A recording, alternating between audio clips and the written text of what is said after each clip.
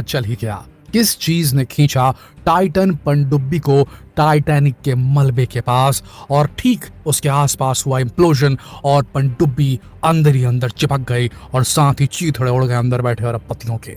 वो चीज कौन सी थी, इसे समझने के लिए पहले आपको क्रोनोलॉजी समझनी होगी। क्रोनोलॉजी कि किस प्रकार से ये जो घटनाक्रम है ये हुआ, और इस घटनाक्रम के पीछे जो सबसे बड़ा कल्प्रिट है वो निकल कर सामने आ रहा है खुद का खुद ओशन गेट। जी हाँ, अभी वैसे तो जांच चल ही रही है, लेकिन जांच के नतीजे आने से पहले कुछ ऐसे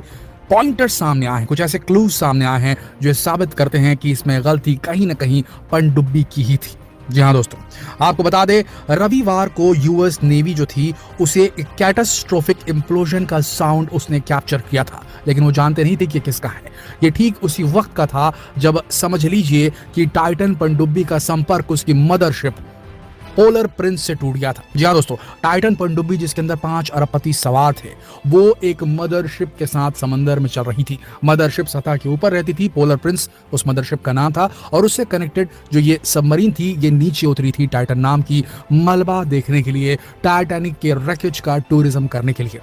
8 घंटे का ये डीप डाइव था जिसमें 4 घंटे ऊपर से नीचे और नीचे से ऊपर जाने के लगने थे और 4 घंटे मलबा दिखाने के लगने थे। लेकिन खबर जो सामने आ रही है वो कुछ इस प्रकार से है। यूएस नेवी को एक कैटास्ट्रोफिक इम्प्लोजन की ऑडियो प्राप्त होती है उनके सोनार डिवाइसेस के ऊपर में, और उसके बाद खबर आती है कि 5 बहुत ही एमिनेंट अरबपति जो हैं वो समंदर की गहराइयों में कहीं खो गए हैं, उनकी पनडुब्बी नहीं मिल पा रही है जो टाइटैनिक टूरिज्म के लिए गई थी। तभी यूएस नेवी को जैसे खबर मिलती है तुरंत कैनेडियन जो रेस्क्यू टीम है उससे बात करती है, चला जाता है, जिसमें आखिरकार जो कैनेडियन टीम है, जो कैनेडियन नेवी है, उसकी आरओवी को रिमोट ऑपरेटेड व्हीकल एक होता है, एक ऐसी छोटी सी रोबोटिक डिवाइस जिसे समंदर के अंदर उतारा जाता है, और वो जब स्कैन कर रही थी टाइटैनिक के आसपास, उसके मलबे के आसपास के इलाके को, तब उसे वो जगह दिखाई देती है जहां कुछ ऐसा दिखता है जैसे वहां कुछ फटा है, कुछ इम्प्लोड हुआ है, और उसी के आसपास मिलता है उसे टेल कोन,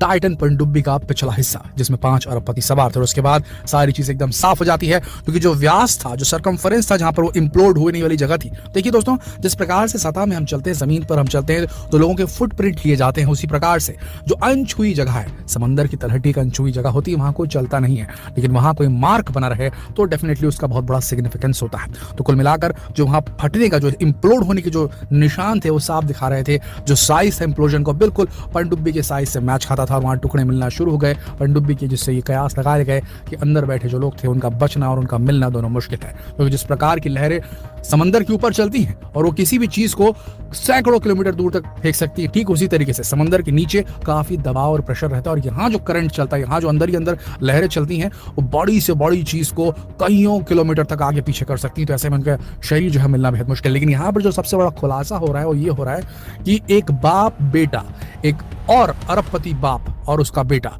जो अरबपति उनका नाम है जे ब्लूम और उनके बेटे का नाम है शॉन ब्लूम, इन लोगों को भी अप्रोच किया गया था स्टॉकटन रश के द्वारा। स्टॉकटन रश कौन? जो कि ओशन गेट कंपनी के सीईओ थे, जिनका ये बेबी प्रोजेक्ट था, समझ लीजिए, ये जो टाइटन पनडुब्बी थी और उसमें बैठाकर लोगों को टाइटैनिक का टूरिज्म कराने का, टाइटैनिक के मलबे का टूरिज्म कराने का आइडिया समझ लीजिए इन्हीं की कंपनी का था। और उसके सीईओ थे स्टॉकटन रश, जो कि इस पनडुब्बी के अंदर भी बैठे थे जो दुर्घटनाग्रस्त हो गई। जे ब्लूम और शॉन ब्लूम, इन बाप बेटे की जोड़ी को कॉन्टैक्ट किया था कि वो भी हमारे साथ चले इस मिशन में, उन्हें भी ये टिकट सेल करना चाहते थे स्टॉकटन रश। लेकिन जे ब्लूम ने कहीं ना कहीं इसमें कुछ सस्पिशियस देखा, और उसके बाद उनके जो बेटे हैं शॉन ब्लूम, उनका कहना है कि मैंने जब इसे देखा, इस पनडुब्बी के डिजाइन के बारे में सुना स्टॉकटन रश से, तो मुझे डाउट हुआ और उन्हें लगा कि कहीं ये पनडुब्बी जो है ये भार सह पाएगी अथाह समंदर का, इतने गहरे समंदर का। इसका साइज देखिए बेहद छोटा है, साथ ही इसका जो मटेरियल था वो कार्बन फाइबर से बना था, कार्बन फाइबर और टाइटेनियम से मिलकर बना था। और खुद स्टॉकटन रश ने, और ऐसे कई सारे वीडियोस भी इंटरनेट पर अवेलेबल हैं जहां स्टॉकटन रश कहते हुए सुने जा रहे हैं कि हम रूल्स ब्रेक कर रहे हैं, हम ऐसे मटेरियल की तलाश में हैं जो ऐसी पनडुब्बी बनाए जो कम बजट में हमें समंदर की सतह के नीचे, एकदम नीचे तलहटी तक लेकर जाए, और उसमें उन्होंने सफलता प्राप्त कर ली है, ऐसा उनका कहना था। बाद में जे ब्लूम, जब उनका इंटरव्यू सामने आया, ये जे ब्लूम और शॉन ब्लूम थे, ये भी उस पनडुब्बी में सवार होने वाले थे, लेकिन एंड टाइम इन्होंने टिकट लेना अपना कैंसिल कर दिया, और इन्हीं की जगह पाकिस्तानी बिजनेसमैन शहजादा दाऊद और उनके बेटे, 19 साल बेटे थे उनके, वो शामिल हुए उसमें, और उनके वो अब नहीं रहे। तो जब ये खबर उन्होंने पढ़ी जे ब्लूम और शॉन ब्लूम ने कि जिस सीट पर शायद वो दोनों होने वाले थे, ये दोनों बाप और बेटे होने वाले थे, उनकी जगह कोई और बाप बेटा शहीद हो गया है, इस पनडुब्बी की जो है एक्सीडेंट में, तब वो सामने आया और उन्होंने बताया कि हमें भी इसका ऑफर आया था और हमने इसे खारिज कर दिया था सिर्फ इसलिए कि हमें डाउट थे इनके पनडुब्बी के डिजाइन में, और आखिरकार हमारा वो फैसला सही साबित हुआ। दोस्तों देखिए, जो कार्बन फाइबर होता है उसको बनाते वक्त अगर उसमें कहीं भी कुछ इंटरिम फॉल्ट आ गई, डेफिसिट आ गई, तो एक छोटा सा जो डिफेक्ट है ना, उसके थ्रू पानी, सोचिए 115 मिलियन पाउंड का जो ऊपर वाटर कॉलम का जो वेट है वो एक साथ पड़ेगा उसके ऊपर। एक छोटा सा भी छेद, कहीं कुछ हुआ, कोई भी डिफेक्ट हुआ, उसको फाड़ कर चीर कर पानी अंदर घुस जाएगा, क्रश कर देगा। वही हुआ इनके साथ, ये नहीं बच पाए। कार्बन फाइबर और टाइटेनियम के साथ में जो इन्होंने बॉडी बनाई थी, डिजाइन दिया था जो इस सबमरीन को, उसी में फॉल्ट है, ज्यादातर लोग का ये कहना है, क्योंकि जितनी भी सबमरीन चलती हैं अभी के टाइम में जो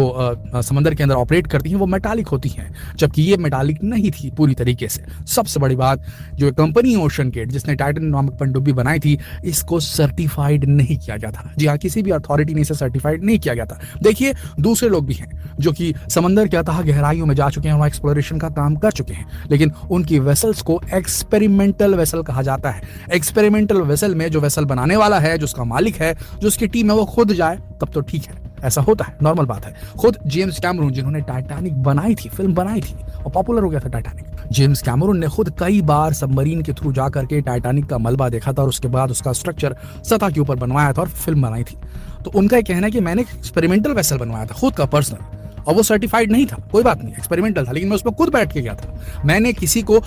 बुला करके, सीट बेच करके, टिकट बेच करके किसी को नहीं बुलाया था। तो अगर आप किसी को 2.5 करोड़ रुपए की टिकट बेच रहे हैं तो उसकी सुरक्षा की जिम्मेदारी आप ही के ऊपर होता है। तो ऐसी स्थिति में ओशन गेट की जिम्मेदारी है इस शिप के साथ जो हुआ वो। लेकिन ओशन गेट का कहना है कि भैया, इस प्रकार के एक्सप्लोरेशन में सबके अलग अलग मत होते हैं। सभी लोगों के पनडुब्बी का किस प्रकार का डिजाइन होना चाहिए, सबके अलग अलग मत है। सभी साइंटिस्टों के अलग अलग मत हो सकते हैं, सभी डिजाइनर के अलग अलग मत हो सकते हैं। हमारे अलग मत थे। ये एक दिन में बनाई गई पनडुब्बी नहीं थी, ये 14 साल हमने ऐसी स्थिति में तब देखा जा रहा है कि पनडुब्बी कोई कह रहा है कि इस ओशन गेट का बहुत बड़ा हाथ है। जी हाँ दोस्तों, स्टॉकटन रश जो सीईओ हैं, उनके बारे में जे ब्लूम ने खुद कहा है, वो अरबपति जो जाने वाले थे, बाद में उन्होंने टिकट कैंसिल करा दी। जे ब्लूम, उनका कहना है कि इनका जो रिस्क टेकिंग एपेटाइट, ये उन्हीं के वर्ड है, उनके रिस्क टेकिंग एपेटाइट है वो ज्यादा था, उनकी रिस्क लेने की भूख काफी बड़ी थी। ये उनका कहना है जे ब्लूम का स्टॉकटन रश को लेकर के। देखिए, हम सब जानते हैं कि ocean is scarier than space, यानी कि समुद्र जो है वो ज्यादा भयावह है अंतरिक्ष के मुकाबले। जी हाँ दोस्तों, हर एक इंच पर